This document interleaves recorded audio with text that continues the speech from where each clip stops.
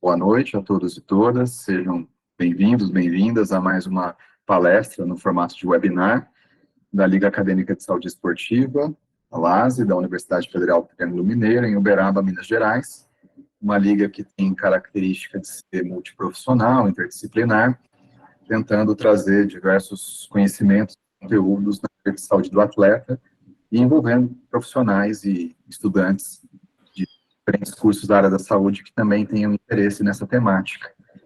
Daniel, sou professor coordenador da Liga.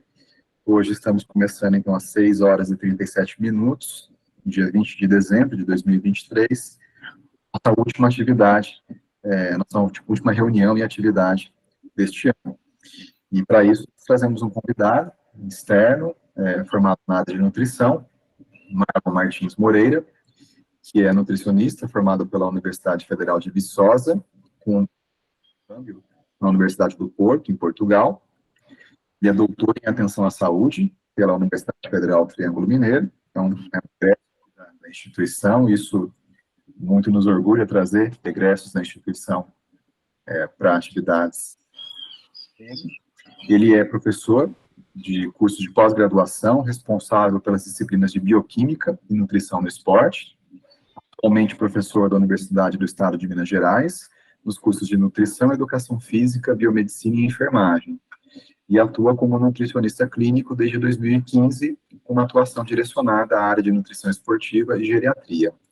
E ele vem aqui trazer para nós a palestra sobre suplementação nutricional, prescrição baseada em evidências. Então, Marlon, mais uma vez, nosso agradecimento pela sua participação aqui conosco, seja bem-vindo. Fique à vontade para conduzir com um conteúdo, dinâmica, no formato que você preferir, tá? Se perguntas ao final ou perguntas ao longo da apresentação. Fique à vontade, mais uma vez, nosso agradecimento aqui pela sua presença conosco. Obrigado, professor, agradeço, em seu nome, a Franciele também, que entrou em contato comigo. Sempre um prazer voltar para a UFTM, eu brinco que a gente vai passando aí nas universidades, mas a gente nunca sai delas, então é sempre bom retornar e ter esse contato, mesmo que remoto, mas é bom. Bom, eu acredito que a gente pode fazer mesmo um diálogo aberto, então, se quiserem aí durante a apresentação me interromper e trazer experiência, trazer, né, pontos de vista, dúvidas, fiquem à vontade. Eu acho que é mais produtivo do que deixar tudo para o final, mas também, se preferirem, por mim não tem problema. E aí, quando a Franciele entrou em contato comigo, eu até pensei em né, o que eu posso falar que talvez não vai ser tão específico da nutrição. Vamos falar de suplemento. No mínimo, todo mundo tem algum interesse, principalmente quando a gente pensa aí na proposta da Liga, né, que é voltada aí para a saúde esportiva. Então, pensando nessa dinâmica, eu tentei fazer um compilado geral mesmo, apesar que a gente não vai conseguir esgotar o tema, porque é um tema muito amplo, mas vamos tentar falar um pouquinho aí sobre suplementação, o que existe, o que a gente tem preconizado aí com respaldo científico, o que talvez a gente não tenha também. Tentei fazer esse desmembramento, e eu espero que seja interessante. Então, aí, fiquem à vontade para participar e colaborar do jeito que preferirem. Marlon, só interrompendo rapidamente, eu vou combinar com você, então, se houver pergunta no chat, eu levanto a mão aqui ou peço a palavra e já direciono para você, tudo bem?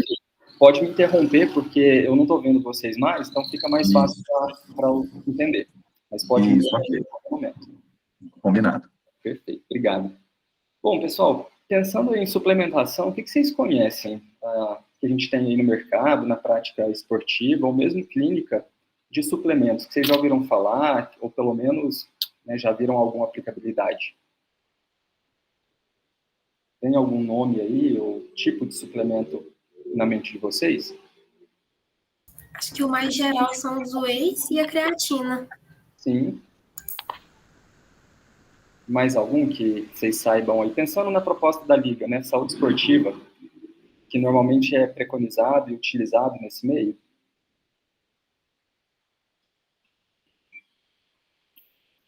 A dextrose para atletas de corrida, né, de ciclismo. Aham. Bom, temos mais alguns, e aí vamos tentar falar um pouco deles, né? Eu trouxe os principais, mas tem alguns que eu acredito que serão novidade. E aí, por que falar de suplementação baseada em evidência e pensando na prática esportiva, né? Justamente porque quando a gente trabalha desempenho, a gente trabalha com recursos ergogênicos, a suplementação ela entra dentro de um tipo dessas possibilidades de atuação, de intervenção. Então, ergogênico nada mais é do que essa capacidade de gerar trabalho.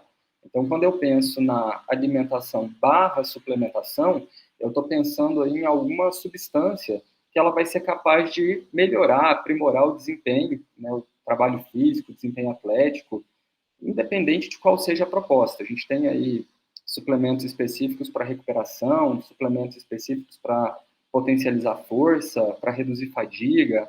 Então, nós temos algumas aplicações aí mais específicas, mas com a proposta de melhorar, então, essa capacidade de trabalho. Essa seria a premissa, pensando nos suplementos. Pensando em recursos ergogênicos, a gente não tem só o suplemento para trabalhar, a gente tem aí recursos ergogênicos físicos, voltados a equipamentos, do ponto de vista psicológicos, recursos ergogênicos hormonais, mas que não são os que a gente vai focar. A gente vai trabalhar hoje, falar um pouco mais específico dos recursos ergogênicos nutricionais, focando principalmente na especificidade de suplementos. A gente poderia ter um recurso ergogênico provindo de alimento, ajustando essa alimentação, mas o suplemento ele tem o seu papel, ele tem ali a sua aplicabilidade, a gente vai tentar descrever um pouco dela hoje. E aí nós temos variadas possibilidades. A gente tem, igual a dextrose, que foi citada, um tipo de carboidrato, nós temos os wheys, né, tipos aí de proteína, vou falar um pouquinho deles, cafeína, micronutrientes, que a gente pode encaixar aí alguns minerais e vitaminas, própria creatina, que é muito comum, aminoácidos isolados e outras moléculas, mas visando sempre, então, esse intuito de melhorar o desempenho. O que eu sempre gosto de trazer é que a gente sempre tem que ter muito cuidado quando a gente fala de suplemento, porque no mercado, devido ao marketing, a publicidade que a gente percebe aí atualmente, a gente tem suplemento quase que para curar o câncer, se a gente for olhar por esse ponto de vista de lançamento de produto. Só que quando a gente vai avaliar de fato essa informação, esse nível de evidência, a gente sabe que não é bem assim. Lança-se mais suplementos, a gente desenvolve muito mais substâncias do que a gente, infelizmente, consegue avaliá-las. Então, pesquisas de qualidade, né, até deixei isso grifado aqui, elas levam tempo. Não é porque alguns estudos pontuais refletem que tal molécula, tal suplemento, ele traz algum benefício, que de fato aquilo aconteça. Então, um estudo robusto, um estudo que avalia de fato aquele resultado, ele leva tempo para ser feito. E muitas vezes esse tempo ele não acompanha o tempo de lançamento desses produtos. Então, sempre é importante a gente se basear em evidências bem fundamentadas, de qualidade, se possível, ensaios clínicos ou revisões sistemáticas do assunto, se a gente tiver, meta-análise, mas nunca estudos pontuais, nunca, né, não desmerecendo esses desenhos de estudo. A gente sabe que cada desenho tem ali a sua importância, mas para tomada de decisão a gente precisa sim se basear em estudos que são mais robustos e que vão avaliar de fato o efeito desse suplemento no organismo, né, a curto, médio, longo prazo, em distintas situações. Então sempre é importante ter esse critério aí como ponto, né, de atenção. E aí nós temos alguns órgãos, alguns comitês, comissões, que vão estabelecer diretrizes de segurança, ou para o consumo, ou para a utilização, quando a gente pensa em desempenho, né, ou utilização a nível de desempenho de profissionais. Então, nós temos, por exemplo, algumas comissões internacionais, nós temos valores de referência específicos para cada população, nós temos aí algumas sociedades, né, brasileiras, internacionais, que vão estabelecer e vão atuar nesse sentido de controle, fiscalização, produção de conhecimento científico. Nós temos a Anvisa no Brasil também, que ela sempre vem regulamentando e reavaliando a eficácia e a segurança de algumas substâncias. Então, não é porque o que eu estou falando para vocês aqui hoje, que esteja dessa maneira, que isso vai permanecer. A gente está sempre atualizando essas diretrizes, esses documentos, e e isso pode mudar, né? De tempos em tempos, isso tende a mudar. Então, sempre é importante que, mesmo que a gente vai discutir aqui hoje, que vocês sempre revisem, né, visitem aqui no final da apresentação. Eu vou deixar algumas sugestões de links e sites. Vocês visitem eventualmente esses sites para se atualizar e para ver se nada mudou em relação a diretrizes e posicionamentos. E aí eu falei dessa questão de publicidade, né? Para onde que a mídia aponta para a gente quando a gente pensa em suplementação?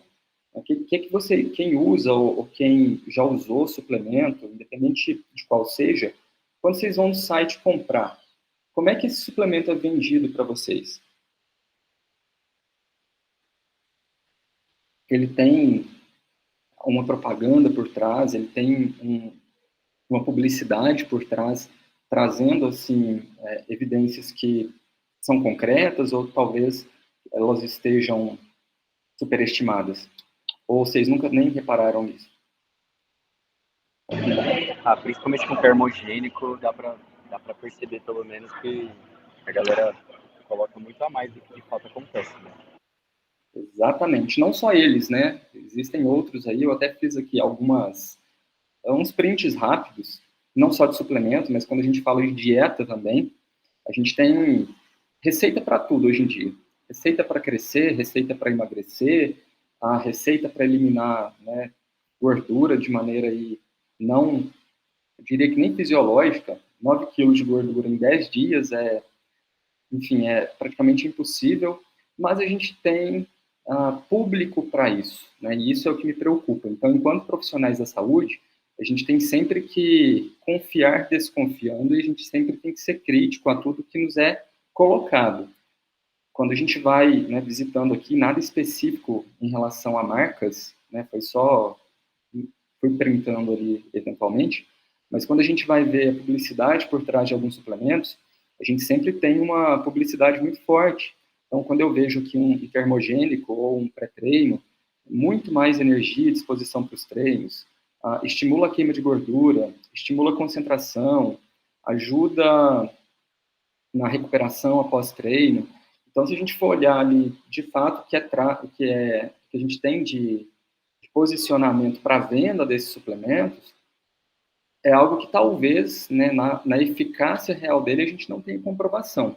Então, enquanto profissionais da saúde, a gente tem que ter esse cuidado de analisar, avaliar se de fato aquilo acontece e se acontece, em quais situações.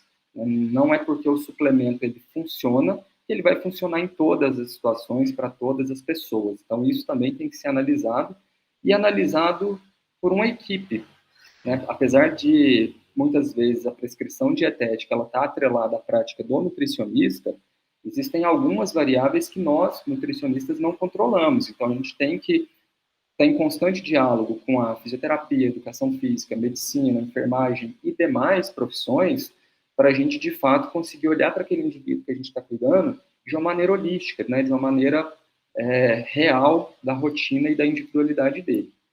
Então, vamos lá falar um pouquinho sobre alguns suplementos, o que a gente tem.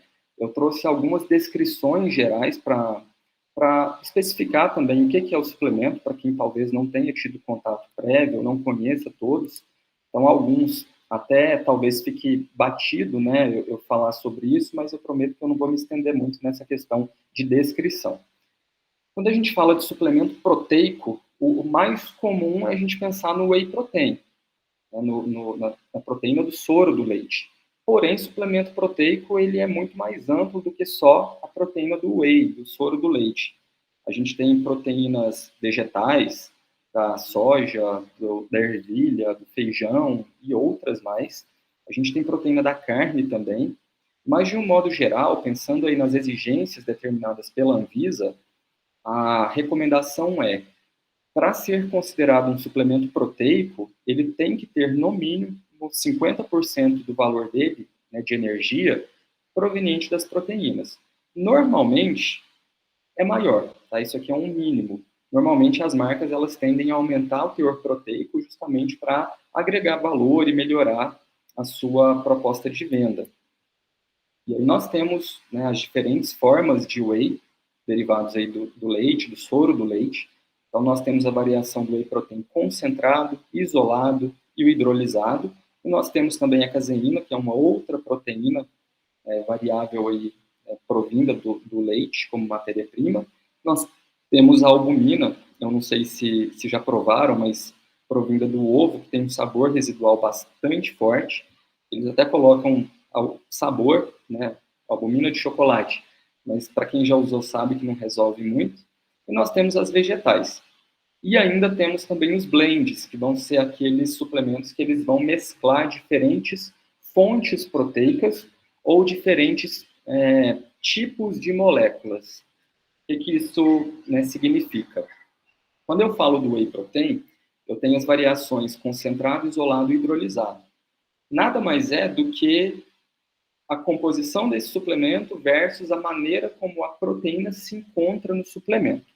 Então, o whey protein concentrado, normalmente, ele tem que ter aí entre 30% e 80% de conteúdo proteico, porém, no contexto geral do que a gente vê no mercado, é sempre próximo a 80%. Às vezes 75%, 70%, 85% é a média de teor proteico que a gente costuma observar. E essa proteína, ela está na sua maneira integral.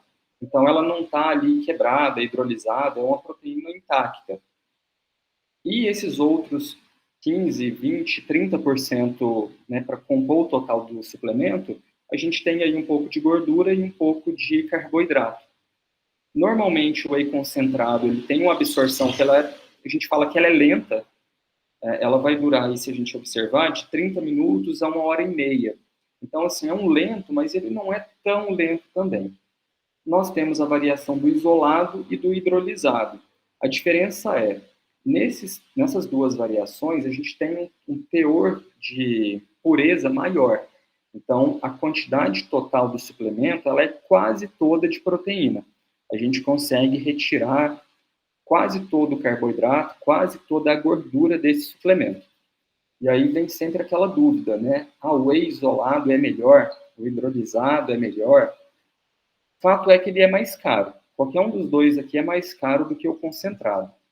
O que eu gosto sempre de recomendar é que, assim, no contexto de resultado, se você quer bater total de proteínas, a diferença vai ser muito pequena. O isolado ele vai ter um teor maior, o hidrolisado também, de proteína por dose, mas é uma diferença muito sutil e que talvez o preço que se paga por esses dois aqui não compense. Então, sempre é interessante eu avaliar quanto do suplemento eu vou usar, quanto eu estou pagando para fazer ali uma distribuição de custo-benefício. O isolado, normalmente, como a gente consegue tirar quase todo o carboidrato dele, por consequência, a gente também está retirando a lactose. Então, para aqueles indivíduos que têm algum tipo de intolerância à lactose, pode ser interessante a utilização desse tipo de suplemento. E já o hidrolisado, como o próprio nome fala, eu tenho uma proteína que ela é quebrada. Então, eu tenho ali aminoácidos ou, né, proteínas pré-hidrolisadas que não vão ser entregues à pessoa que está consumindo aquele suplemento de maneira íntegra. Então, ele é interessante para aquele indivíduo que apresenta alguma alergia à proteína do leite de vaca. Então, a gente não está oferecendo a proteína, e sim os aminoácidos. Então, é interessante para evitar uma resposta alérgica. Ou para aquele indivíduo que tem algum problema na questão de absorção, um idoso, por exemplo, ele poderia se beneficiar com a proteína hidrolisada. Mas, no contexto geral, para uma pessoa saudável que quer só complementar o teor proteico, qualquer um desses três aqui vai ser suficiente, né? Vai depender dessas variações aí em questão de saúde.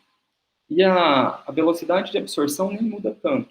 E hoje a gente sabe também que essa não é uma variável tão importante, principalmente no processo de hipertrofia. A gente precisa muito mais controlar o total de proteína do dia, a distribuição dessa proteína, do que, de fato, a velocidade que ela é absorvida, digerida pelo organismo. Bom, e aí o whey protein ele tem uma recomendação, ou pelo menos uma visão por parte de quem utiliza, muito forte em relação à hipertrofia. Muitas vezes as pessoas acabam consumindo ele porque ele atua no processo de hipertrofia, de síntese proteica. E, de fato, ele tem, sim, o seu papel. Isso a gente percebe justamente porque a composição de aminoácidos do whey protein, ela é boa, né? São proteínas que a gente fala de alto valor biológico.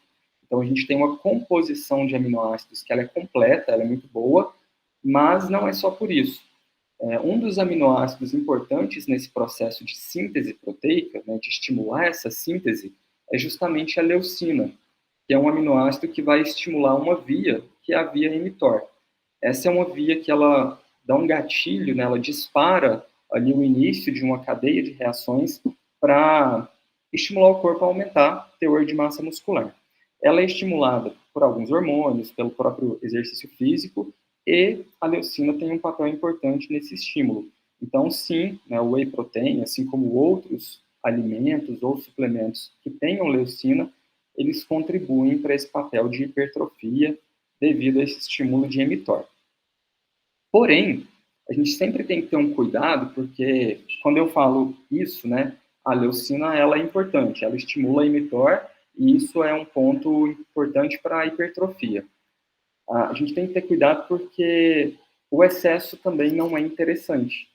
Então, existe uma dosagem hoje que a gente está entendendo como ótima, que ela varia, né, dependendo da rotina da pessoa, mas ela gira em torno de 0,05 gramas de leucina por quilo, isso para cada refeição.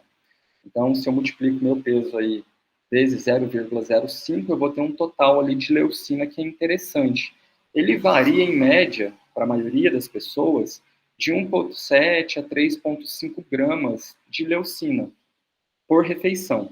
Então, se eu penso no whey protein, em média, ali, uma dose recomendada de 30, 40 gramas, ela costuma ter esse teor de leucina, de 1,7 gramas, normalmente 2 ponto alguma coisa. Então, esse seria um critério para eu avaliar se o whey protein é bom.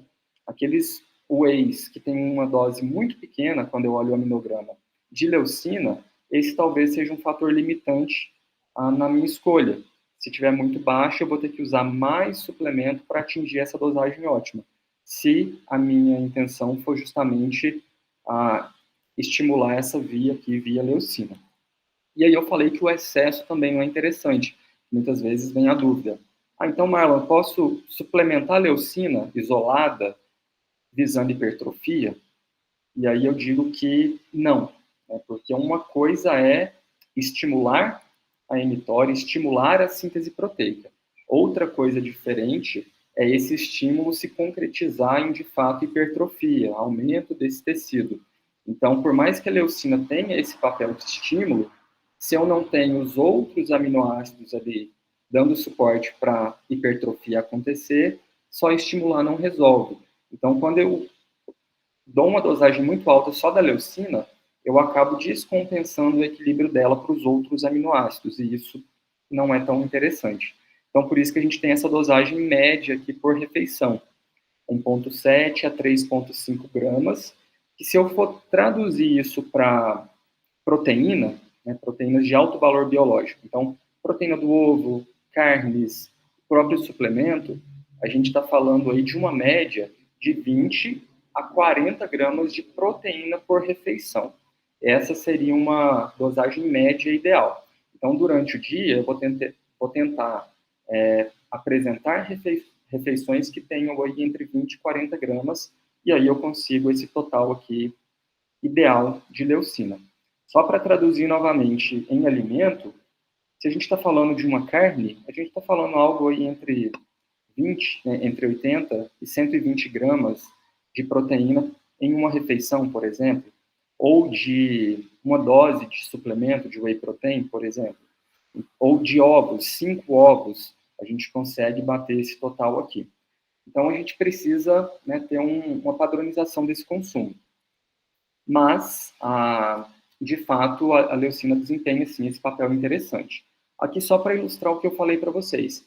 Ela sinaliza para a mTOR, ela é um suplemento interessante, tem respaldo para isso, porém, o excesso dela acaba causando esse desequilíbrio. Então, esse desequilíbrio causa um antagonismo, né? Eu aumento leucina e os outros aminoácidos eles ficam em níveis menores, eu acabo causando um desequilíbrio que, por consequência, acaba reduzindo o meu crescimento, a minha sinalização para hipertrofia. Então, não é tão interessante a suplementação da leucina isolada.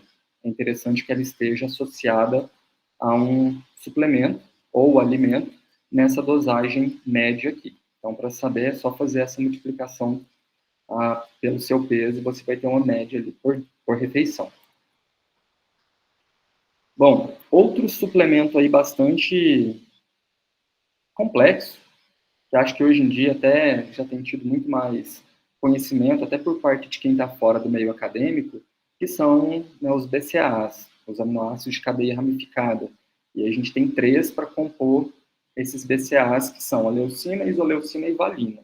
Eu mostrei esse papel importante da leucina, que de fato ela exerce, mas dentro desse contexto de suplementação isolada de leucina, isoleucina e valina, a gente tem a premissa de que suplementar a BCA reduz fadiga central e isso evita, então, um processo de catabolismo. Então, teria um processo de ação anticatabólica. E aí eu pergunto para vocês, vocês acreditam que o BCA ele tem esse papel, de fato, de reduzir fadiga, de melhorar a hipertrofia, ou não?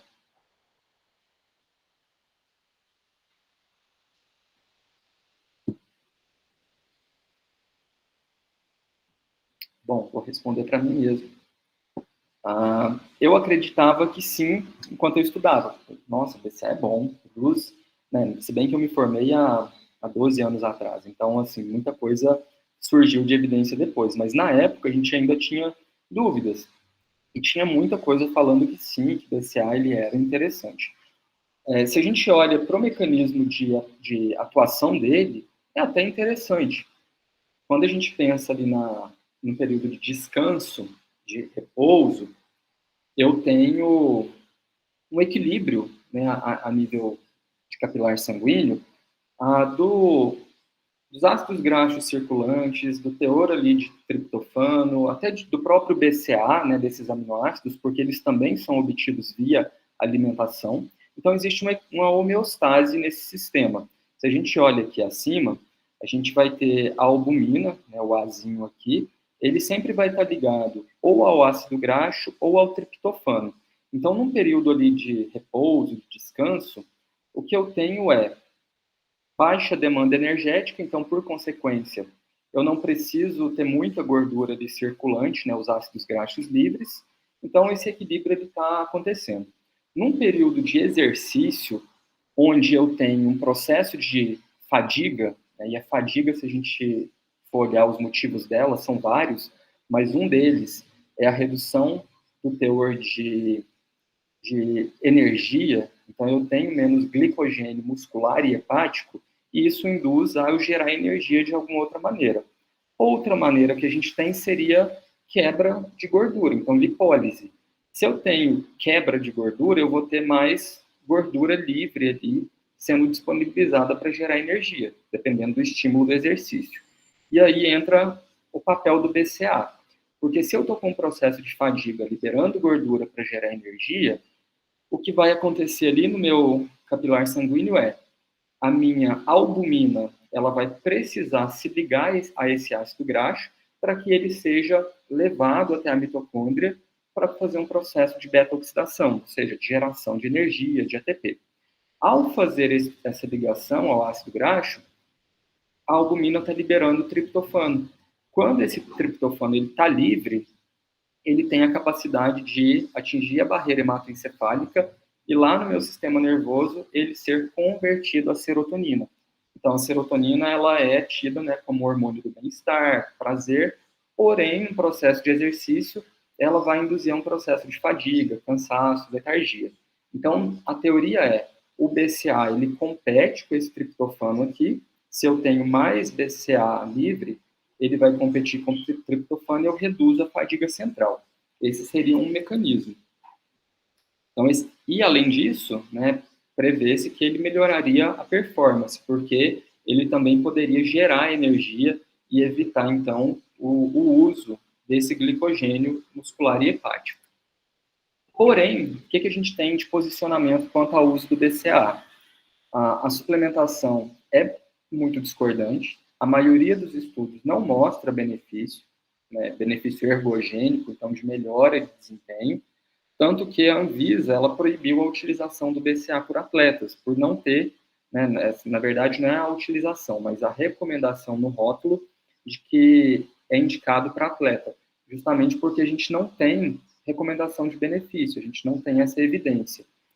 E aí, o que a gente sabe é, isso aqui tudo faz sentido, né? Tudo que eu falei com vocês aqui, então se eu tenho mais BCAA competindo ali na barreira com o triptofano, eu vou ter menos fadiga.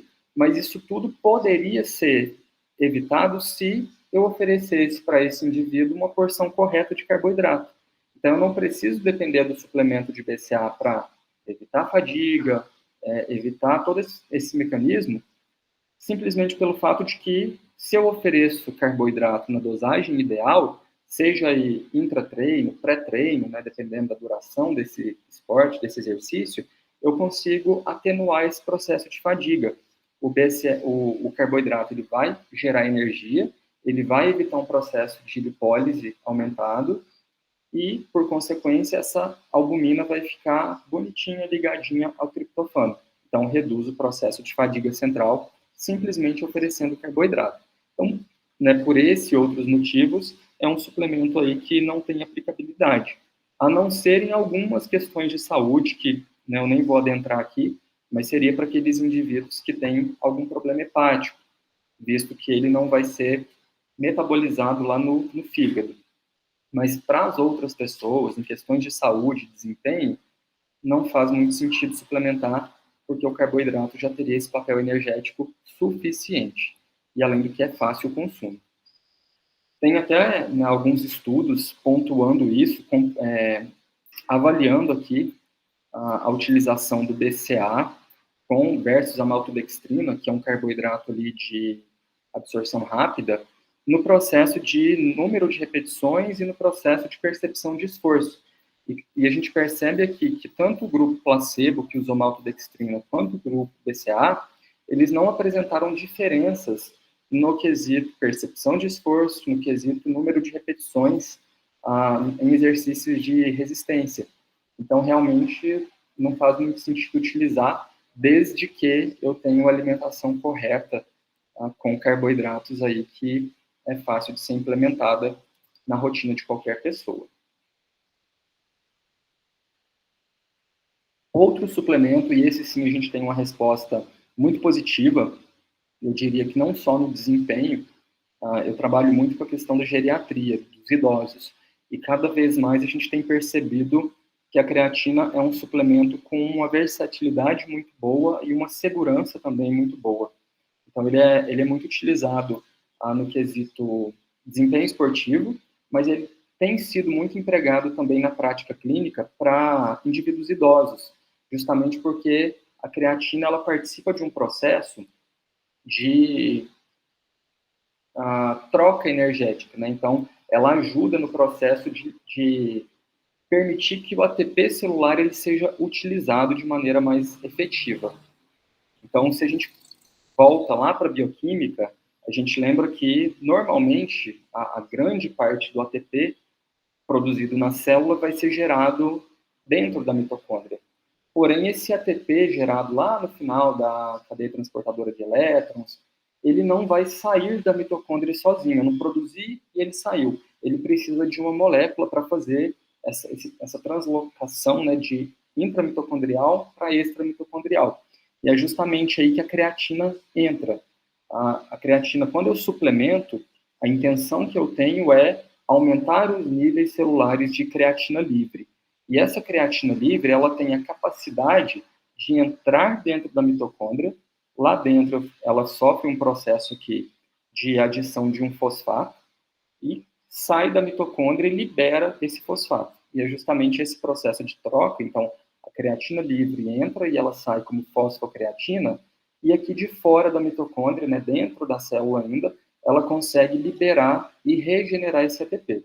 Então, esse processo de troca é o que permite ali um funcionamento energético celular melhor. E aí, para o exercício é interessante, porque eu consigo mais energia mais rápido. E para o processo de envelhecimento, igual eu falei para o idoso, permite um processo de troca energética a nível do sistema nervoso também otimizado. Então, a gente tem visto melhoras nesse sentido. Então, ela nada mais vai fazer do que melhorar esse processo de troca energética. Quanto mais creatina livre eu tenho, mais ATP eu consigo regenerar numa questão menor de tempo. E isso para exercícios de curta duração e alta intensidade podem ser um diferencial positivo. Mas a dúvida sempre fica em como, quanto suplementar, qual creatina é melhor, e é isso que eu vou tentar responder aqui para vocês.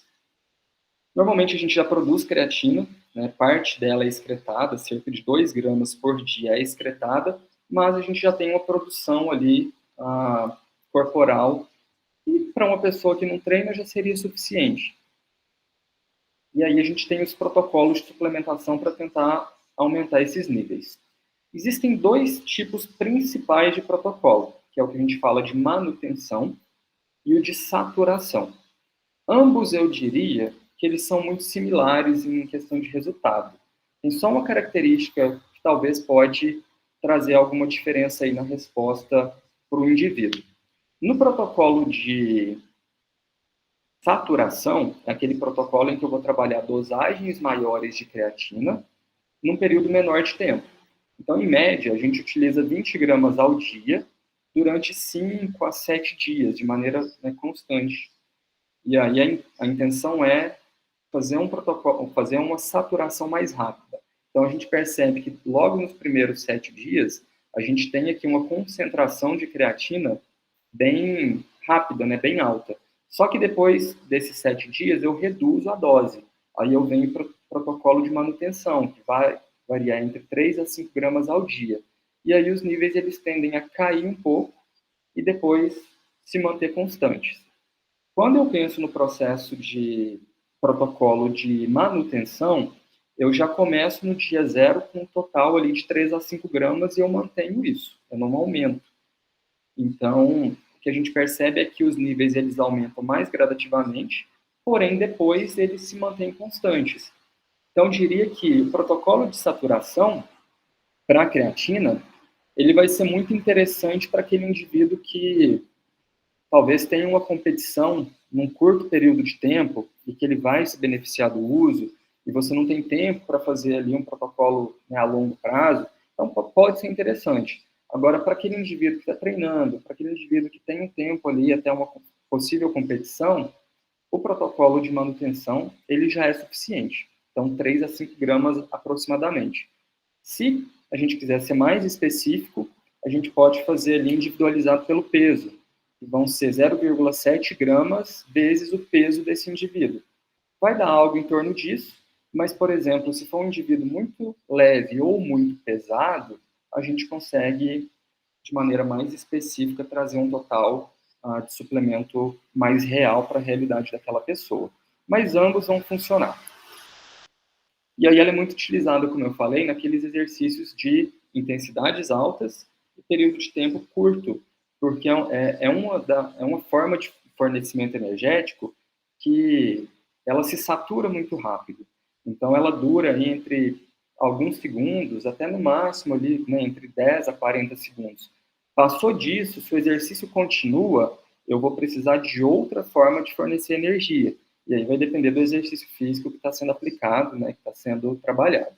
Mas, normalmente, indivíduos que vão fazer aí 100 metros rasos, natação, levantamento de peso, ou esportes que vão ter os sprints muito constantes, como, por exemplo, futebol, vôlei, são modalidades aí interessantes de se fazer o uso.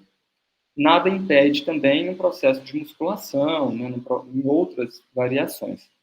E indivíduos que são vegetarianos, eles tendem a ter uma resposta diferente para o uso da creatina do que aqueles indivíduos carnívoros.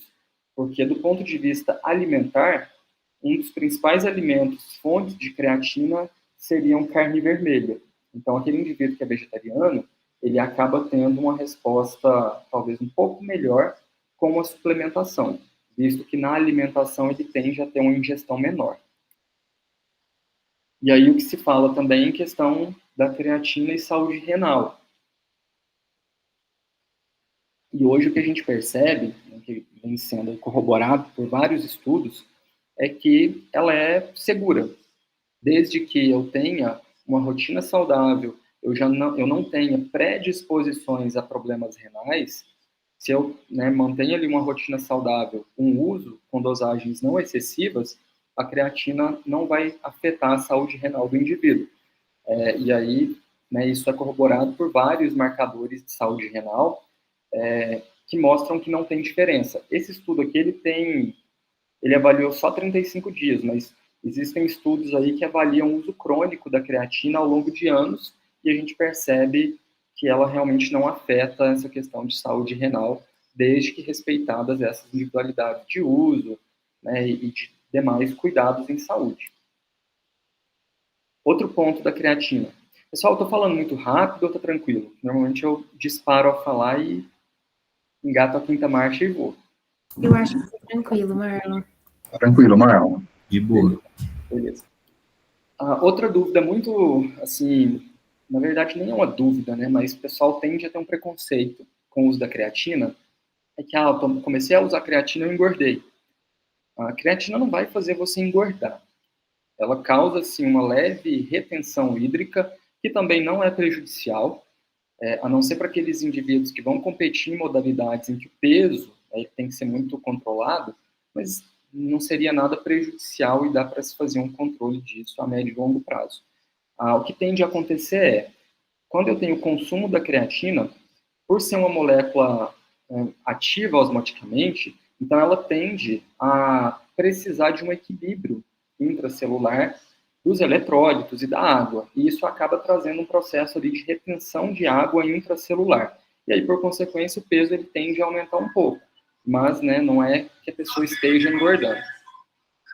A curto prazo, a creatina ela não vai promover hipertrofia muscular, então não é o papel dela. Como eu falei, o papel é melhorar esse fornecimento e essa disponibilização energética. Porém, a longo prazo, se o indivíduo ele consegue melhorar a rotina de treino, o volume de treino, por consequência, ele pode ter uma promoção de hipertrofia muscular, né, indiretamente causada pela creatina. E aí, em relação às disponíveis no mercado, a gente tem estudos comparando e a gente percebe que não existe aí diferença no processo de saturação dos níveis dela, ou do fornecimento, do funcionamento real. Então, a gente tem a variação monoidratada, micronizada, existem outras, e o que a gente percebe é que todas elas têm um papel muito similar, independente do protocolo utilizado. O que eu sempre falo para se ter cuidado na escolha da creatina é que, normalmente, o suplemento de creatina, ele tem uma pureza em torno de 99%. Mas algumas marcas de mercado hoje em dia, elas estão adicionando carboidrato. Então, eu vou lá e compro um suplemento e não olho, né, as letrinhas pequenas lá do rótulo, e eu vejo que de 5 gramas, 2 são creatina e 3 são maltodextrina. E aí isso, né, já não é tão interessante, porque eu teria que dobrar ou triplicar a dose para ter o consumo do suplemento de fato. Então, fica a dica que, se eu vou escolher uma creatina, que ela seja realmente só creatina como matéria-prima daquele suplemento, que não tenha outros aditivos. E aí, se ela é monoidratada, micronizada, o resultado ele vai ser o mesmo. Eu até sugiro a monoidratada, que ela tende a ser mais barata, ela é muito utilizada e ela é suficiente nesse processo que a gente está discutindo aqui. Marlon, só te cortando rapidinho, tem uma pergunta aqui no chat do Matheus. Ele pergunta se o protocolo de saturação da creatina pode ter algum impacto em atletas com alguma deficiência renal. Olha, normalmente eu tendo a ter um cuidado em relação ao uso, mesmo que não seja de saturação, em pacientes com problemas renais. A gente tem ali, para pessoas saudáveis, a segurança. Só desculpa o barulho, minha rua hoje está movimentada. A gente tende a ter aí segurança para o consumo com pessoas saudáveis e a gente tende a ter alguns estudos apontando um certo cuidado para pessoas que têm problemas renais prévios. Então, se esse indivíduo ele tem algum problema renal, e você vai utilizar a creatina nele, talvez seja mais interessante você fazer um processo de manutenção e não de saturação. Você vai trabalhar com dosagens um pouco menores. E aí sempre tomar cuidado para ir reavaliando esses exames, né, esses marcadores de função renal constantemente, consumo de água. Mas assim, eu confesso que eu nunca vi nada específico, né, eu estou falando mais de conhecimento e do que eu já vi em rotina mesmo, de uso. Eu, Marlon, não costumo sugerir o uso da creatina para quem já tem alguma alteração prévia, porque a gente ainda tem um certo receio quanto a isso. Tá bem. Acho que ele pode colocar aqui no chat se foi tudo certo. Mas aí tem uma pergunta também. Eu já ouvi muito falar sobre a creatina e quando a gente está utilizando ela, tem que aumentar muito o consumo de água, né? Eu acho que era muito vir em direção a esses possíveis problemas renais que você trouxe, que não tem muita ligação. Você indica para os seus pacientes que eles aumentem a hidratação para além daquela já que eles estão habituados ali, que você recomenda, com o uso da creatina ou não? Normalmente sim, né? Primeiro ponto diria que 80% dos meus pacientes, quando vou conversar, eles tomam água abaixo do ideal. Não, eu tomo 2 litros, mas você vai olhar a necessidade da pessoa, ela gira em torno de 3, 3,5. Então, assim, são raras as situações em que a pessoa ela bebe o suficiente. Por isso apenas eu já sugiro o aumento, né, gradativo da hidratação. Mas quando ela está fazendo uso, né, é outro motivo para a gente sugerir esse aumento de hidratação. Então, eu tendo a sugerir a recomendação máxima, que seria em torno de 50 ml por quilo de peso para a pessoa. Se ela está consumindo menos, eu tento subir pelo menos para esse patamar. Até porque o excesso de água também não vai ser tão interessante. Beleza, então. Obrigado, Marlon. Nada. Um outro suplemento aqui complexo, que as pessoas tendem a utilizar, mas a gente também não tem muito respaldo quanto a algumas aplicabilidades, que é a glutamina. Se a gente, né, for olhar a função desse aminoácido, ele vai atuar muito na questão de fornecimento energético para células de rápida divisão. Então, a partir disso, surgiu-se a ideia de que suplementar a glutamina poderia melhorar a atuação do sistema imune, evitando aí infecções, principalmente atleta né, de desempenho mais aumentado, que tende a ter infecção das vias aéreas superiores. Então, a ideia seria suplementar justamente para melhorar esse sistema imunológico. Outro objetivo seria para a síntese proteica, mas a gente também não vê muito resultado positivo nessa questão. Então, nesse quesito de defesa imunológica, o que a gente sabe suplementou glutamina via oral, grande parte dela vai ficar retida no intestino, porque os enterócitos, né, as células intestinais, elas também vão depender de energia, que elas têm divisão rápida e a meia-vida delas é curta. Então, a glutamina ela ficaria retida no intestino para servir de energia para essas células. Marlon, mas ok, então se eu suplemento e o intestino já é suprido com a suplementação, o que o corpo produz, por consequência, fica para o sistema imunológico. E aí eu melhoro ele. Na teoria, até faria sentido. Né? A gente sabe que a glutamina ela participa aqui de uma série de reações, até poderia, inclusive, regenerar aqui o glutamato e gerar glicose, mas a função primordial dela, no quesito suplementação, seria melhorar o perfil imunológico. E o que a gente percebe mesmo que isso aconteça, que a glutamina suplementada fique retida no intestino e que eu poupe, né, a que é produzida endogenamente para o sistema imune, a gente não tem ali resultados de melhora de perfil imunológico, mesmo para atletas de desempenho, né, de níveis de competição mais alto. Então, não tem evidência que ela melhore a função de indivíduos saudáveis. No uso da prática clínica, principalmente para indivíduos queimados, a gente parece ter, ainda é controverso, mas parece ter uma aplicação mais efetiva. Agora, para pessoas saudáveis, ela não tende a melhorar o sistema imunológico. Então, a suplementação dela, até então, é ineficiente.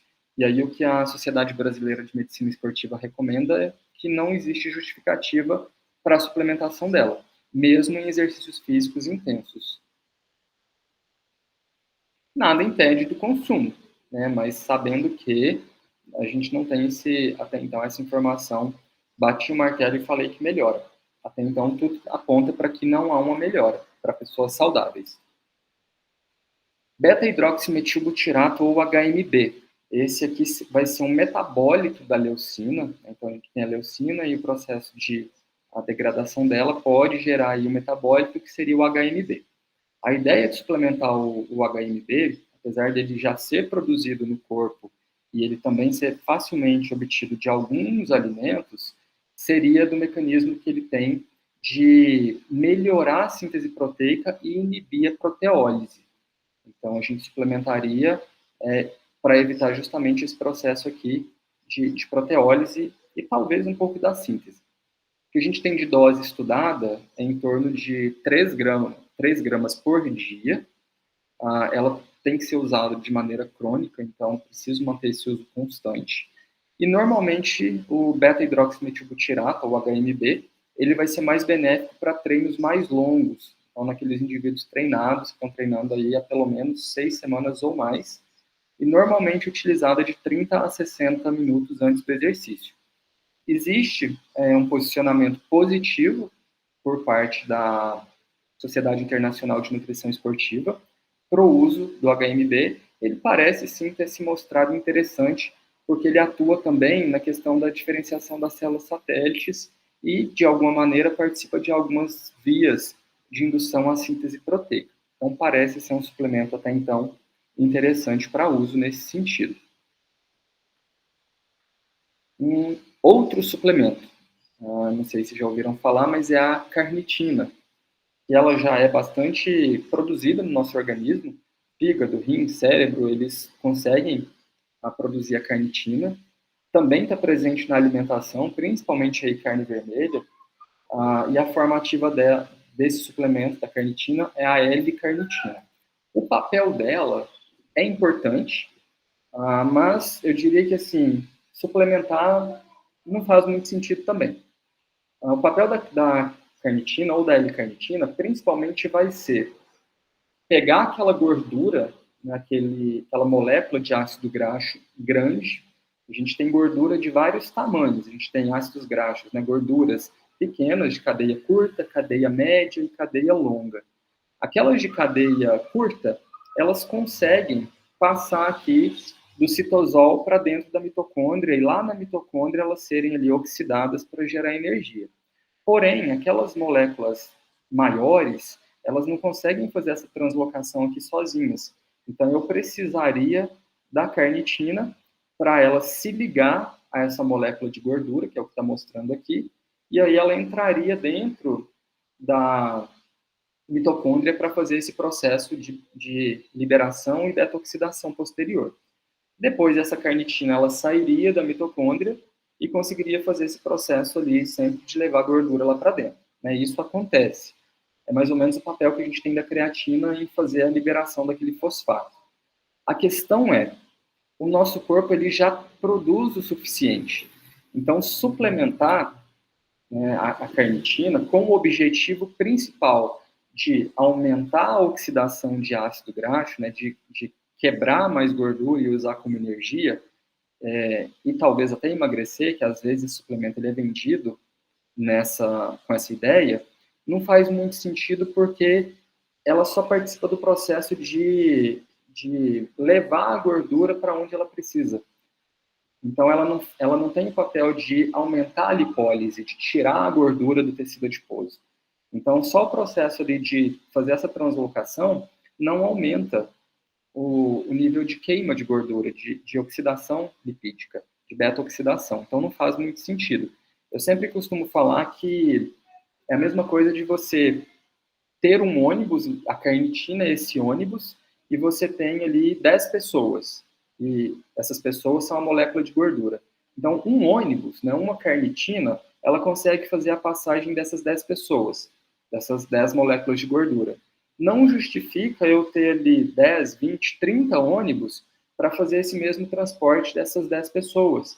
Então, não adianta eu ter mais carnitina livre se eu não vou ter mais gordura livre para ser usada. Então, o corpo ele já produz o suficiente para o metabolismo funcionar. Então, o que a gente tem de consenso é que a suplementação da L-carnitina ou da carnitina seria inefetiva, não teria respaldo científico, não melhoraria metabolismo energético e perda de peso.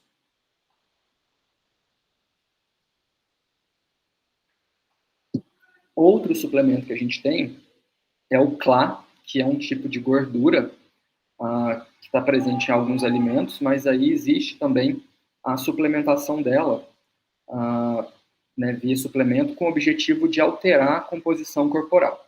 Teoricamente, levaria um aumento da massa muscular e redução do percentual de gordura.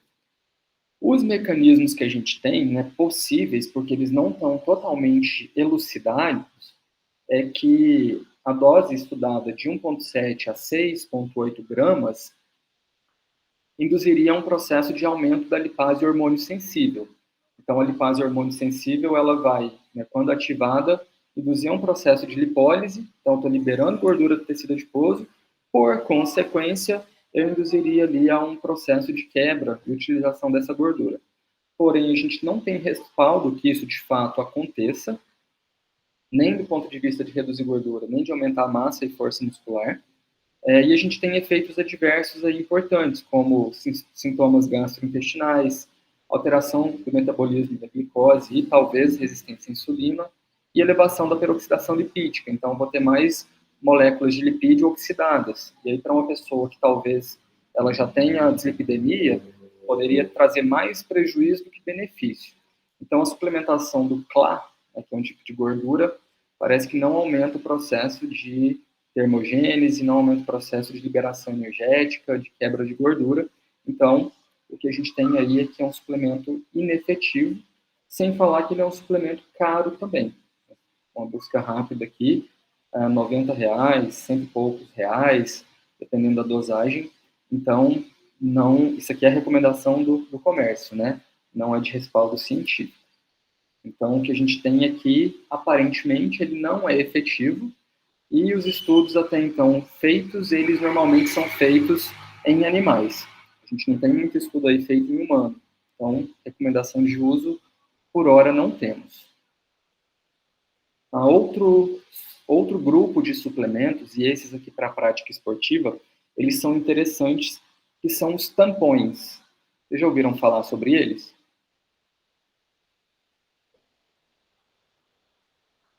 Acho que o bicarbonato. Esse é um deles. Exatamente, a gente tem bicarbonato e a gente tem a betalanina. Então, a intenção é justamente fazer esse equilíbrio de pH, e aí quando a gente tem essa dupla, né, betalanina e bicarbonato, a gente consegue fazer essa otimização de pH intra e extracelular, o que é interessante.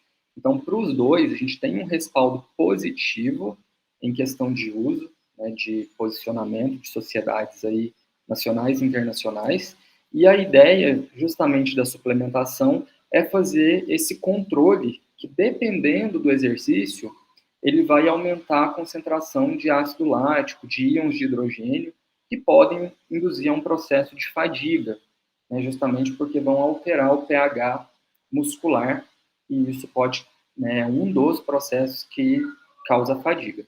Então, a suplementação da betalanina, o que a gente tem aí de recomendação, é em torno de 4 a 6 gramas por dia, e o tempo médio, né, mínimo aí para se ter um efeito é em torno de 4 semanas, 3, 4 semanas. Então, o uso dela, assim como o da creatina, ele é um uso crônico, né, constante. Eu preciso, mesmo nos dias de não treino, manter o uso, porque aí eu vou aumentar os níveis, né, celulares, e aí eu consigo fazer esse processo de equilíbrio do pH. Então, a betalanina ela vai atuar no tamponamento intramuscular dos íons de hidrogênio, reverter esse processo de acidose e melhorar o rendimento. Então, a gente consegue fazer isso justamente porque a betalanina lá no músculo, ela vai regenerar a carnosina e aí a gente consegue fazer esse efeito de equilíbrio de pH. Tem até uma revisão bem interessante da Sociedade de Nutrição Esportiva Internacional, fazendo aí a comparação de uso, né, em algumas situações. Esse print aqui é de alguns exercícios de força, e a gente percebe que o pré e o pós, se a gente olha o placebo e o grupo suplementado, a gente teve um número de repetições maior no grupo que foi suplementado, e se a gente olha aqui a questão da carga, a gente também percebe que o grupo que foi suplementado, ele conseguiu progredir com um número maior de carga para uma repetição máxima. Então, ela tende a ser bastante interessante no seu uso. E, normalmente, a recomendação é para aqueles exercícios que têm uma duração aí menor, em torno de alguns segundos até uns 10 minutos aproximadamente, numa intensidade mais alta, em que eu vou ter o acúmulo de lactato ou de íons de hidrogênio. Então, faria sentido para essas situações. E a co-suplementação da betalanina com bicarbonato de sódio pode aumentar ainda mais esse processo de equilíbrio de pH, justamente porque o bicarbonato ele atua a nível extracelular. Então, daqui a pouco eu vou falar um pouquinho dele. E a betalanina faria esse papel tampão intracelular, controlando o pH. Então, dosagem em torno de 4 a 6 gramas. O que é interessante para algumas pessoas é fazer o fracionamento dessa dose, não consumir isso aqui de uma vez ao dia.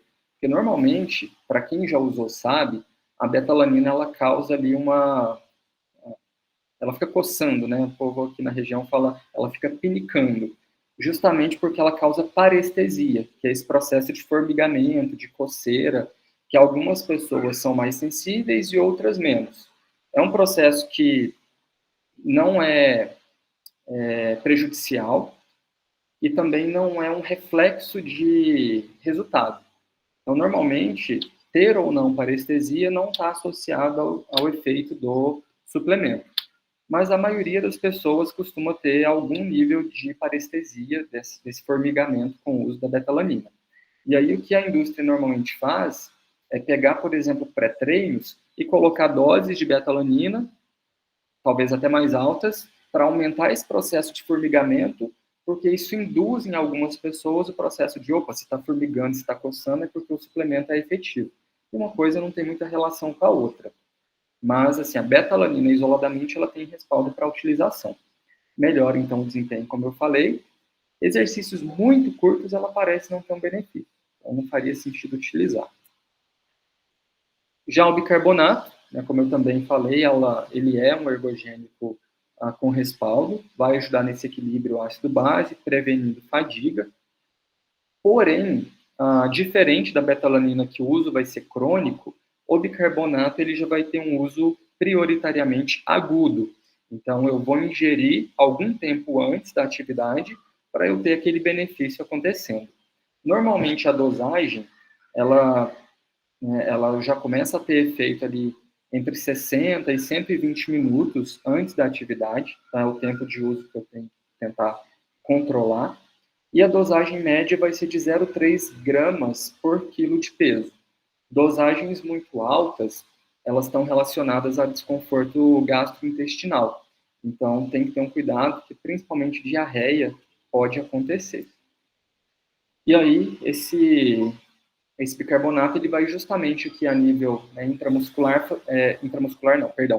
a nível extramuscular, extracelular, fazer um equilíbrio aqui no líquido intersticial. E a betalanina vai atuar aqui a nível intracelular. Então, a gente tem ali 2 suplementos tampões fazendo esse equilíbrio conjuntamente.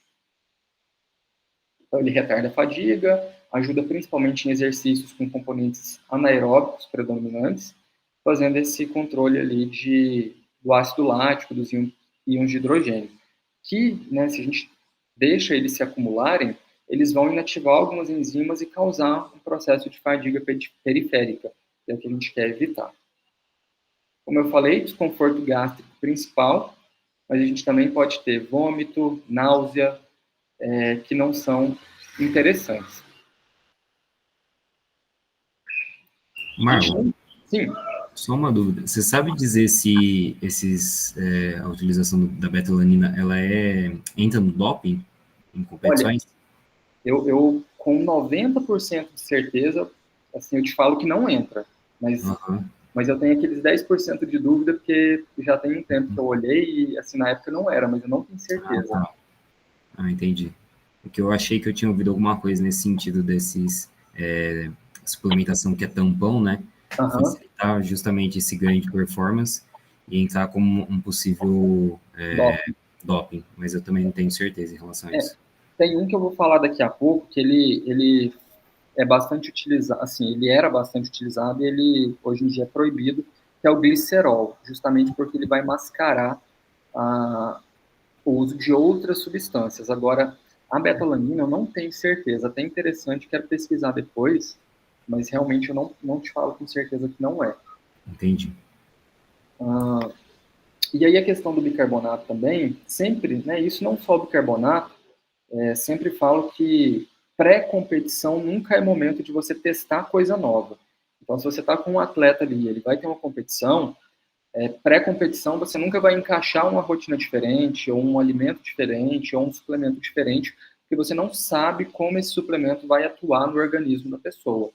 Então, ele pode trazer algum desconforto, pode, né, atrapalhar o rendimento, ou mesmo impedir o atleta de competir. Então, sempre avaliar isso e avaliar como é que a pessoa responde à suplementação do bicarbonato, que às vezes uma dosagem mais baixa já é suficiente para ela melhorar o desempenho. Então, isso tem que ser analisado. Questão de cafeína, é outro suplemento aí que a gente tem bastante estudo sobre. O objetivo dela seria reduzir a percepção de esforço, então a gente conseguiria treinar um pouco melhor, justamente porque ela vai atuar a nível do sistema nervoso central. O que muitas vezes acontece é a dosagem excessiva, né, o uso de doses excessivas por parte aí dos atletas, da população em geral. Então, esse eu diria que é o ponto que tem que se ter um pouco de cuidado. O que a gente tem de doses com efeitos positivos variam entre 3 a 6 miligramas por quilo de peso. E para a maioria das pessoas, vão ser doses aí entre 210 até 420 miligramas de cafeína por porção. Porém, né, eu sempre sugiro avaliar a sensibilidade que essa pessoa tem à cafeína para, então, aumentar a dose. Então, sempre começa com uma dose menor e, a partir daí, a gente vai aumentando o total de consumo. Justamente porque essa resposta da cafeína, primeiro, ela vai depender do consumo prévio, se essa pessoa toma café, se ela consome outros alimentos ou bebidas que já são fontes de cafeína, e se ela é um metabolizador rápido ou lento de cafeína, também tem essa variação. Algumas pessoas que a gente fala que são metabolizadores lentos, às vezes ela vai demorar muito mais tempo para a cafeína fazer efeito, e esse efeito ele vai perdurar por muito mais tempo. Então, isso também tem que ser analisado. De um modo geral, ela é metabolizada no fígado, absorvida no intestino, e o tempo de absorção ele varia de 30 a 45 minutos. A meia-vida de atuação dela é em torno de 3 a 7 horas. Mas é o que eu falei, algumas pessoas, metabolizadores lentos, eles tendem a ter um efeito da cafeína por muito mais tempo. Então, se ela fez o consumo à tarde, isso pode até atrapalhar a questão do sono também. Então, é importante ter essa avaliação. Uma outra recomendação que eu deixo aqui, principalmente para quem treina à noite, em relação ao uso da cafeína, né, ou quem estuda muito e depende da cafeína constantemente à noite, é um cuidado em relação à qualidade do sono. Porque muitas vezes, eu já ouvi algumas pessoas, eu era uma, eu falava assim, cafeína para mim não faz muita coisa, eu posso tomar meia-noite que eu durmo ali normalzinho. Só que não é bem assim. Mesmo que eu não sinta a cafeína por ter essa atuação ali a nível do sistema nervoso central, ela pode alterar, sim, a qualidade do sono. Então, mesmo que, né, isso não seja percebido, não significa que você está tendo um sono tão regulado. Então, é sempre interessante fazer o consumo no período da tarde para mais cedo, nunca no período prévio à hora de dormir, porque ela vai interferir um pouco nesse equilíbrio ali noturno, mesmo que talvez a gente não sinta isso. Uma outra aplicação dela seria em relação à lipólise, né, a quebra de gordura. Muitos suplementos, até mostrei lá no início, associam o consumo de cafeína à questão da termogênese, da perda de gordura, do aumento da oxidação lipídica. Se a gente for lembrar aqui, uma das enzimas, né, uma via muito importante seria o da lipase hormônio sensível. E ela faria justamente essa mobilização de gordura e essa quebra. A cafeína, ela atuaria ali no processo de sinalização em que ela impediria o AMP cíclico de ser convertido a 5-AMP, e aí justamente a gente conseguiria fazer esse processo aumentado de lipólise. Porém, o que a gente tem a maioria dos estudos realizados, eles são in vitro e com doses muito altas, e que poderiam ser tóxicas. Então, a gente não tem um respaldo suficiente que consumo de cafeína aumente a perda de peso, aumente a lipólise de maneira efetiva. Aumenta em baixo grau, mas isso não é suficiente para induzir uma perda de peso. Porque a gente sabe, a perda de peso ela é muito mais complexa e multifatorial.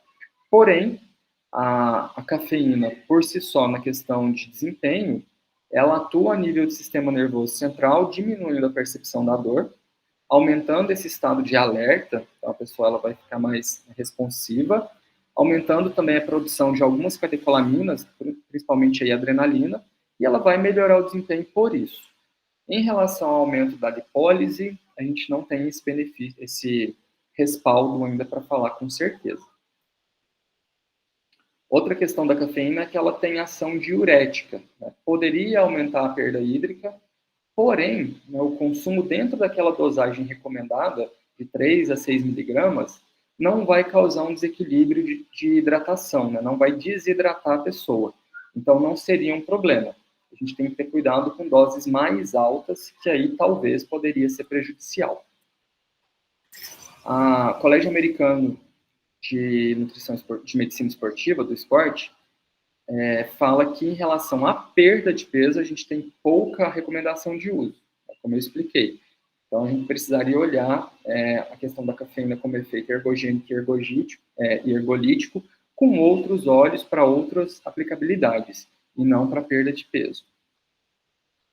E aí tem até alguns estudos bem interessantes, desse aqui eu não lembro de quando que ele não é tão antigo não, avaliando o papel da cafeína na questão de recuperação de glicogênio.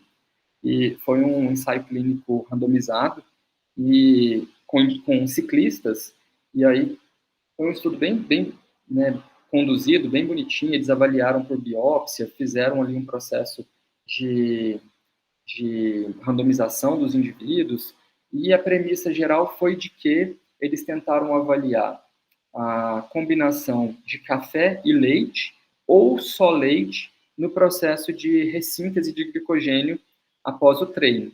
E aí o que eles perceberam ao final, né, de tudo que foi avaliado, é que a combinação de café e leite, ela foi até mais efetiva no processo de ressíntese desse glicogênio.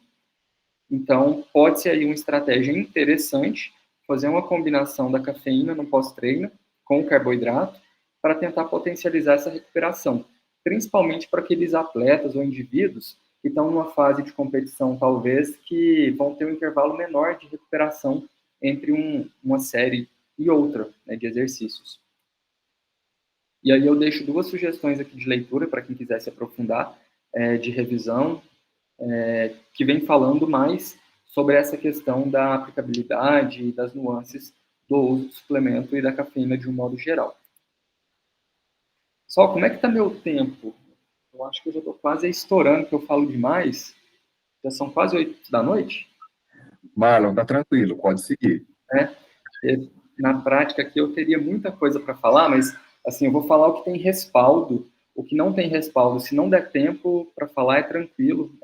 Eu mando os slides para depois vocês terem acesso. Acho que o importante são esses daqui. Bom, outro suplemento, né? Eu sei que assim, eu vou deixar vocês até um pouco cansados, porque eu trouxe um monte de coisa, mas eu quis tentar aproveitar esse momento aqui para falar disso. Outro suplemento ali utilizado, e que normalmente nosso corpo também já produz, é o glicerol. Se a gente for lembrar lá da molécula de gordura, de como ela é estocada no tecido adiposo, a gente tem o triacilglicerol. Então, vão ser 3 moléculas de ácido graxo, de gordura, unidas por uma molécula de carboidrato, que é o glicerol. Então, a ideia é, esse glicerol ele vai servir de substrato para a gliconeogênese. É num processo ali que eu tenho que gerar glicose de alguma outra maneira, esse glicerol ele poderia ser interessante. Então, a ideia seria suplementar com essa premissa, porém, o que foi se percebendo é que ele tem um papel muito maior no processo de hidratação, principalmente em ambientes quentes, né, competição aí, ou ao céu, exposto ao ambiente, ao sol, ou mesmo em países mais quentes, e não de fato para a gliconeogênese. Então, como é uma molécula com osmolaridade também muito alta, ela teria o papel de pegar esse fluido e criar um gradiente ali para reabsorção de água. Então, eu conseguiria hiperidratar o meu indivíduo. As dosagens testadas, elas vão aí de 1 a 1,5 gramas desse suplemento, diluídas em 4 ml por quilo. E aí, o indivíduo ele faria uso ali, pré-competição, e eu conseguiria melhorar o processo de hidratação dele. O que aconteceu? Em 2010, a agência antidoping, ela proibiu o glicerol justamente porque, nesse processo de hiperidratação, conseguia-se mascarar algumas outras moléculas ali, substâncias que o indivíduo pudesse ter utilizado, né? Então, os parâmetros sanguíneos aí de doping, eles não conseguiam captar corretamente caso o indivíduo tivesse utilizado essas outras substâncias. Então, a agência ela proibiu o uso. E, além disso, a gente também poderia ter efeitos colaterais. Né? Se eu estou pensando aí num indivíduo que não está competindo, não vai passar num teste antidoping, ele só quer utilizar. Vou hiperidratar esse atleta, ou esse indivíduo, porém, ele está sujeito a efeitos colaterais, como náusea, dor de cabeça e problemas gastrointestinais. Além disso, a Sociedade Brasileira de Medicina Esportiva ela aponta que esse suplemento ele pode causar um processo de hiponatremia, se o indivíduo não tiver cuidado. Por quê? Eu aumento a hidratação, mas não necessariamente eu estou aumentando os eletrólitos, principalmente aí o sódio. Então, se é um indivíduo que ele está urinando muito ou que ele está suando muito, ele está eliminando eletrólitos e, se ele está repondo só água, pode causar um processo de hiponatremia. E isso pode, né, inclusive, dependendo do nível, levar esse indivíduo a óbito. Então, tem que se ter cuidado. O Colégio Americano de Medicina do Esporte recomenda que não tem vantagem fisiológica clara para a questão da hidratação, né, ou da euhidratação, que é o nível normal. Então, que a prática do uso para esse fim, ela é desencorajada. Em questão de vitaminas e minerais, o que a gente sempre vê aí de uso, né, eu pelo menos vejo muito na prática clínica, é o uso no sentido de prevenção. Eu vou utilizar ali um multivitamínico que tem ali 20 compostos para evitar alguma coisa. Nem sei se eu preciso. E eu falo que é importante ter cuidado, primeiro porque as dosagens normalmente são excessivas, segundo porque se você está usando com o efeito dele ser antioxidante, o excesso dessas vitaminas e minerais pode ter um efeito contrário, que é pró-oxidante, né, na dosagem excessiva. Além do que, se a gente volta lá para a premissa inicial do exercício físico, para a hipertrofia, o exercício ele é um processo agressivo para a célula, para o tecido muscular. Mas isso não necessariamente é ruim. Esse processo agressivo, né, esse processo de agressão, é o que vai induzir a um processo de hipertrofia, é o que vai causar ali uma reorganização de tecido para eu conseguir melhorar. E aí esse estímulo oxidante que o exercício físico traz, quando eu trago a combinação com moléculas que são antioxidantes, eu acabo por induzir um processo ali de limitar essa resposta que o exercício teria. Então, por exemplo, eu estou treinando, vou ter um processo ali de lesão, de célula, de tecido, isso vai induzir um processo hipertrófico. Se logo após o treino, ou muito próximo a esse treino, eu trago uma molécula que ela tem uma característica antioxidante, eu acabo reduzindo esse estímulo que o exercício tem. Então, eu posso hipertrofiar menos, ter uma resposta, né, de hipertrofia prejudicada porque eu estou consumindo vitamina e mineral no horário incorreto. Então, o primeiro ponto é avaliar se precisa, e se precisa, tentar deixar isso mais longe possível do treino. Tem muito estudo hoje mostrando que a suplementação desordenada de vitamina e mineral acaba prejudicando a resposta à hipertrofia. Então, não é interessante o uso. E, além disso, né, nós temos dosagens recomendadas, ideais para cada faixa etária, sexo. Então, é interessante respeitar. Lá no início eu falei das DRIs, que é uma diretriz que tem a recomendação ideal. Dentro dessa DRIs, eu tenho um valor máximo saudável, que não vai trazer prejuízo para a saúde, que é o valor de UL. E, normalmente, o consumo desses suplementos, em dosagens excessivas, pode ultrapassar essa UL. E isso já pode ser prejudicial para a saúde, pode aumentar ali o funcionamento renal para fazer essa excreção, e isso não é interessante. Então, vitamina e mineral, sempre avaliar a necessidade ou não de suplementação. Na questão dos hidroeletrolíticos, eles são interessantes e não são, depende de cada caso.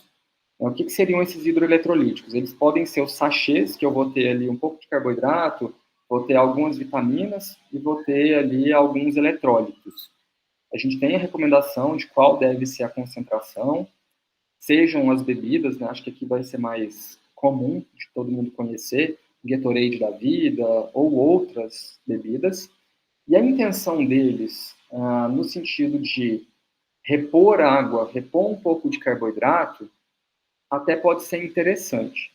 Agora, se eu penso num atleta que ele vai ficar ali numa competição longa, né, 4, 5 horas, ele vai desidratar muito, esse suplemento aqui ele já não é tão interessante. Por quê? Porque como o nome fala, deixa eu ver se eu coloquei aqui, não coloquei, mas ele é um isotônico. Então, se ele é um isotônico, significa que a concentração dos eletrólitos do suplemento e do sangue, elas são elas são iguais. Se eu estou numa competição a longa distância, né, de longa duração e eu estou perdendo eletrólitos, uma substância que é igual ao meu sangue, ela não vai conseguir repor a minha perda. Então, é um tipo de suplemento que ele é interessante em provas de duração menor, ou se for uma prova mais longa, ele seja combinado com o repositor eletrolítico, que aí vai ter principalmente sódio, magnésio, potássio, cloro, que só nesse suplemento a gente não consegue repor.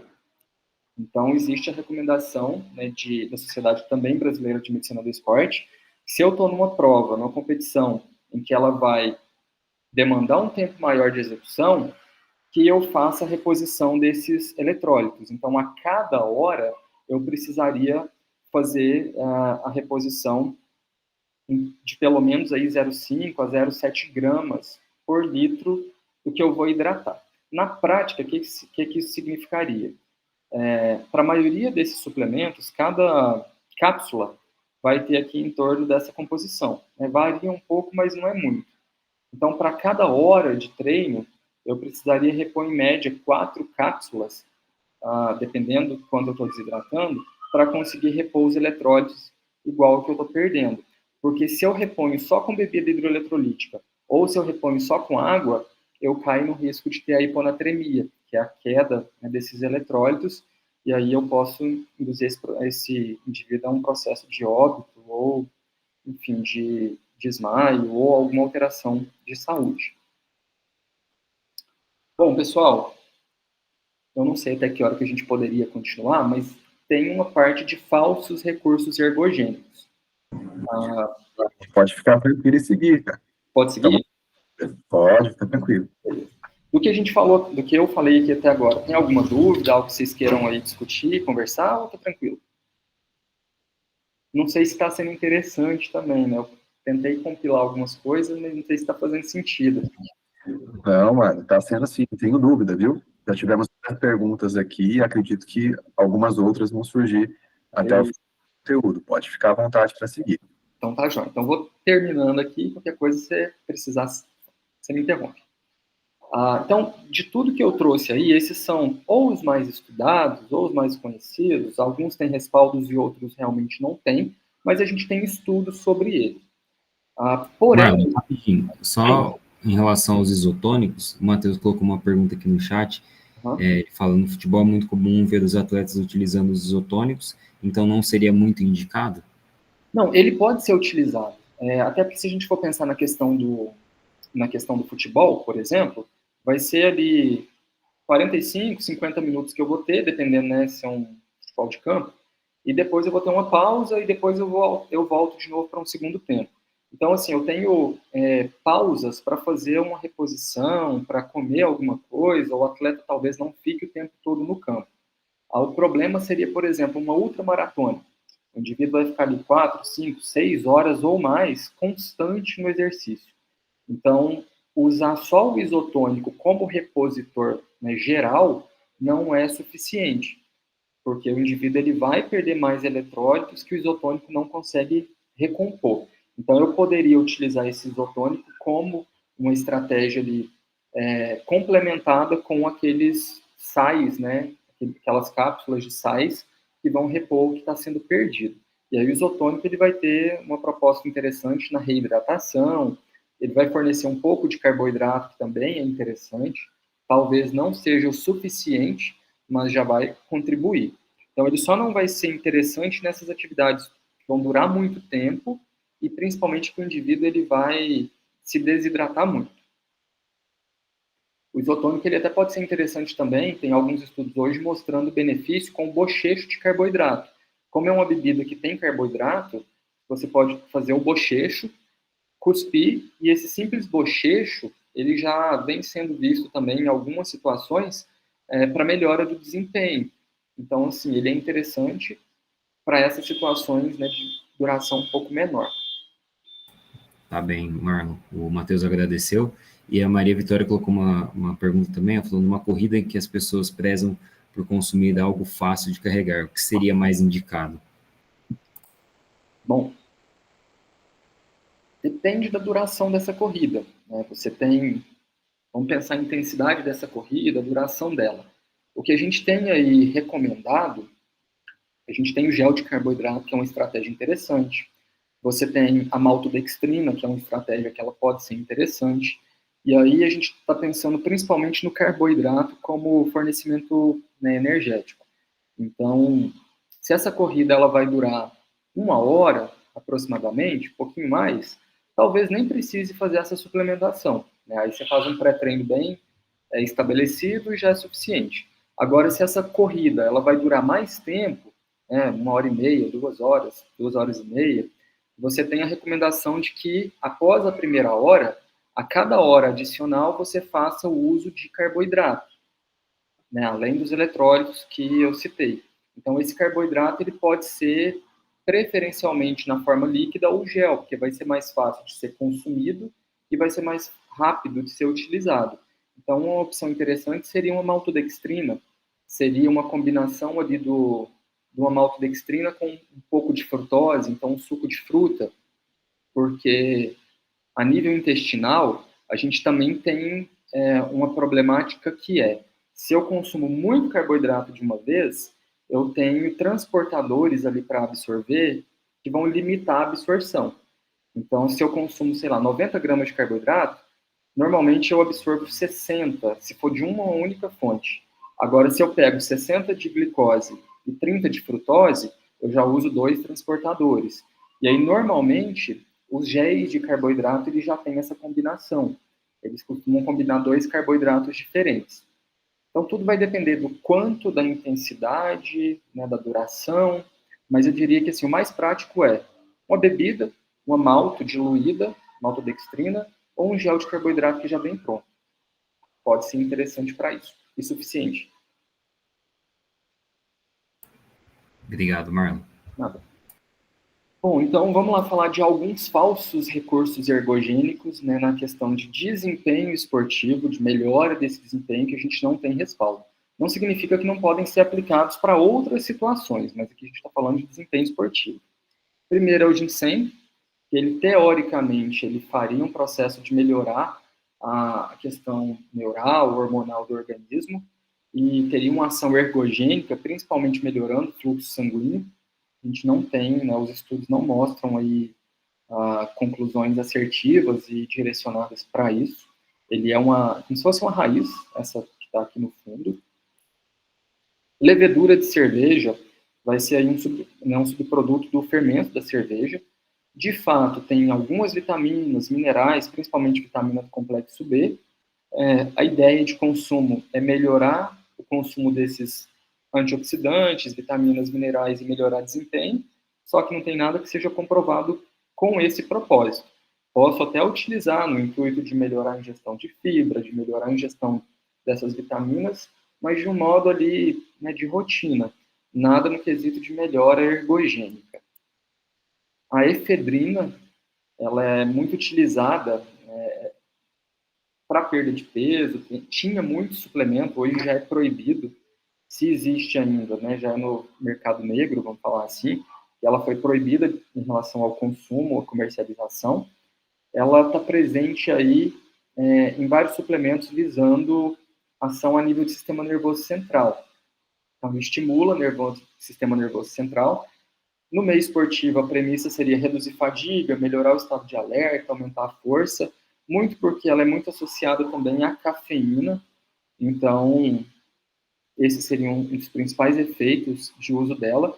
Porém, ela tem muitos efeitos colaterais, né? Percebeu-se muita alteração de pressão, frequência cardíaca, arritmias, até alterações mais graves, como, por exemplo, infarto, óbito, alteração hepática. Então, não se tinha certeza se era só por ela ou ela combinada a outras substâncias. Então, em 2004, foi proibida a comercialização de qualquer suplemento contendo efedrina, justamente por essas alterações e efeitos colaterais que eu comentei. Porém, alguns suplementos, eles ainda trazem a questão do ephedra-free, que é, né, livre de efedrina, porém eles misturam outras substâncias que são similares, como, por exemplo, a sinefrina, ou também cafeína em excesso. Então, é importante avaliar, porque são substâncias aí que não são recomendadas e que não têm liberação. Elas são muito utilizadas nesses suplementos para perda de peso. Então, esse aqui era muito famoso, né, o Lipo 6 Black, o Lipo 6, que é outra variação, os Antrex 3, justamente porque eles vão ter ali ou a efedrina ou similares que podem trazer risco. Então, não é recomendado o uso. O próprio Guaraná, né, como efeito ergogênico, não tem muita coisa avaliando o Guaraná. Talvez ele possa ter algum efeito ali parecido com a questão do café para melhorar estado de alerta, a questão da percepção de esforço no treino, mas muito mais porque ele vai ter ali uma composição de cafeína também. Então, por ser rico em cafeína, nesses mecanismos ele pode ter um efeito.